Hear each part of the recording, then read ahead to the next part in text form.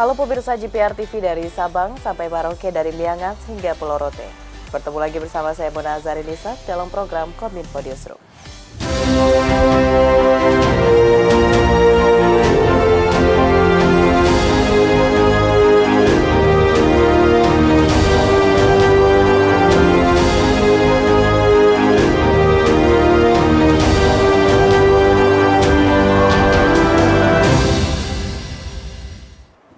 Pemirsa, kita ke informasi pertama. Presiden Joko Widodo meresmikan proyek strategis nasional Tangguh Tren 3 yang berada di Teluk Bintang, Provinsi Papua Barat.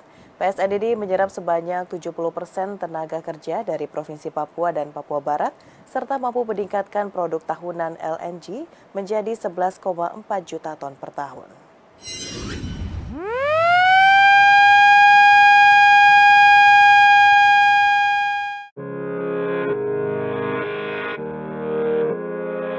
Presiden Joko Widodo pada Jumat 20 November 2023 meresmikan proyek strategis nasional Tangguh Tren 3 di Teluk Bintuni, Provinsi Papua Barat yang merupakan penghasil gas bumi terbesar di Indonesia. PSN ini dibangun dengan investasi 4,83 miliar US dollar atau senilai 72,45 triliun rupiah. Presiden menyebutkan dengan adanya proyek Tangguh Tren 3 ini akan meningkatkan produksi tahunan liquefied natural gas menjadi 11,4 juta ton per tahun dan berkontribusi signifikan untuk mendukung target produksi gas 12 standar kaki kubik per hari pada tahun 2030. Dari sisi peningkatan ekonomi masyarakat, proyek Tangguh Tren 3 Teluk Kuantan menyerap sebanyak 70% tenaga kerja yang berasal dari Provinsi Papua dan Papua Barat. 105 teknisi operasi dan pemeliharaan kilang liquefied natural gas adalah putra-putri Papua Barat dan Indonesia yang telah direkrut sejak SMA yang telah menjalani program pendidikan dari BP Perahu Ltd. Presiden menyampaikan pada tahun 2029 PSN ini menargetkan 85% pekerjaannya merupakan tenaga kerja Indonesia. Proyek Tangguh Tren 3 ini dibangun dengan investasi 4,83 miliar US dollar atau 72,45 triliun rupiah.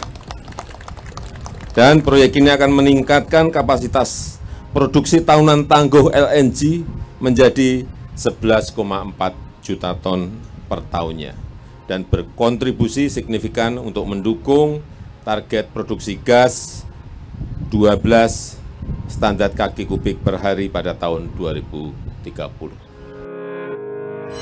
Dalam rangkaian kunjungan kerja di Tanah Papua, Presiden Joko Widodo menuju Kabupaten Sorong, Papua Barat Daya untuk melakukan peletakan batu pertama pembangunan Rumah Sakit PKU Muhammadiyah Uni Muda Sorong. Rumah sakit ini akan terintegrasi langsung dengan bangunan lain seperti hotel hingga mal.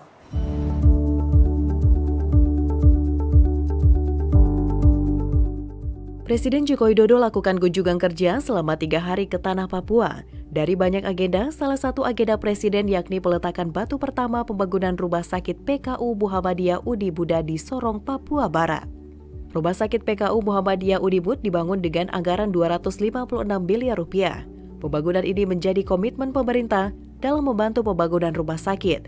Nantinya, pemerintah akan menerjunkan tim dari Kementerian PUPR dalam proses pembangunan rumah sakit. Rumah Sakit Muhammadiyah akan dibangun dengan menempel bersamaan hotel dan mal. Proses peletakan batu pertama dilakukan Presiden secara simbolis dengan menekan tombol. Dalam peresmiannya, Presiden ditemani Menko PMK Muhadjir Effendi dan Ketua Umum PP Muhammadiyah Haidar Nasir. Saya melihat belum pernah ada amal usaha PP Muhammadiyah yang gabungan mal, hotel, sama rumah sakit. Ini pertama kali di Sorong. Habisnya 256. Bukan juta, tapi miliar. Ngirim tim dari Kementerian PU untuk melihat lapangan, melihat gambar, melihat DED-nya agar segera bisa dikerjakan dan bisa insya Allah diselesaikan di tahun depan. Kalau APBN-nya memungkinkan. Kalau tidak ya mundur sedikit, tapi kelihatannya ada kok. Presiden Joko Widodo melakukan groundbreaking proyek strategis nasional kawasan industri pupuk Fakfak di Kabupaten Fakfak, Provinsi Papua Barat. Presiden Jokowi berharap agar pabrik pupuk tersebut dapat memiliki kapasitas produksi hingga 1,15 juta ton pupuk urea dan 825.000 ton amonia setiap tahunnya.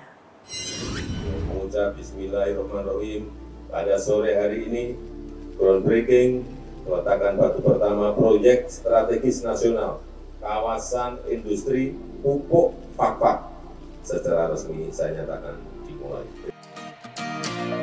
Presiden Joko Widodo melakukan groundbreaking proyek strategis nasional kawasan industri pupuk Fakfak di Kabupaten Fakfak, Provinsi Papua Barat pada Kamis 23 November 2023. Dengan adanya proyek yang memiliki nilai investasi kurang lebih 30 triliun rupiah tersebut, saat ini kawasan timur Indonesia memiliki industri pupuk sendiri. Lokasi kawasan industri pupuk Fakfak tersebut berdekatan dengan sumber suplai gas dan kedepannya dapat mendukung rencana pembangunan lumbung pangan di Papua. Selain untuk memenuhi kebutuhan pupuk di wilayah Papua, serta menyuplai pupuk untuk lumbung pangan yang telah direncanakan, PSN kawasan industri pupuk Fakfak ini juga dinilai dapat menopang kebutuhan pupuk di wilayah Indonesia Timur seperti Maluku dan Maluku Utara. Presiden Joko Widodo berharap agar pabrik pupuk tersebut dapat memiliki kapasitas produk hingga 1,15 juta ton pupuk urea dan 825.000 ton amonia setiap tahunnya. Para petani juga mendapatkan kemudahan dalam memperoleh pupuk baik dari segi akomodasi maupun pembiayaan, serta sebagian dari hasil produksi nantinya dapat diekspor hingga ke Australia. Tidak hanya urusan beras saja, urusan gula, urusan kedelai, dan jagung, dan lainnya yang kita memang masih tergantung negara. Sebab itu ini menjadi bagian yang sangat penting karena pupuk itu akan meningkatkan produktivitas tanaman yang kita tanam, baik itu padi, baik itu tebu, baik itu jagung, semuanya membutuhkan pupuk. Dan memang wilayah Indonesia bagian timur itu belum ada industri pupuknya, sehingga memang harus dibangun di sini agar lebih efisien transportasinya, agar lebih murah harganya untuk para petani. Ya. Kita ke informasi lainnya pemirsa, Menteri Luar Negeri Retno Marsudi bersama dengan Menteri Luar Negeri Oki berkunjung ke dua negara, Inggris dan Prancis, untuk menindaklanjuti KTT bersama Oki Liga Arab yang diselenggarakan di Riyadh pada 11 November lalu untuk penggalang dukungan bagi penyelesaian masalah Gaza. Menlu Retno Marsudi menyoroti pentingnya penghormatan internasional humanitarian laut terkait perang Israel terhadap Gaza.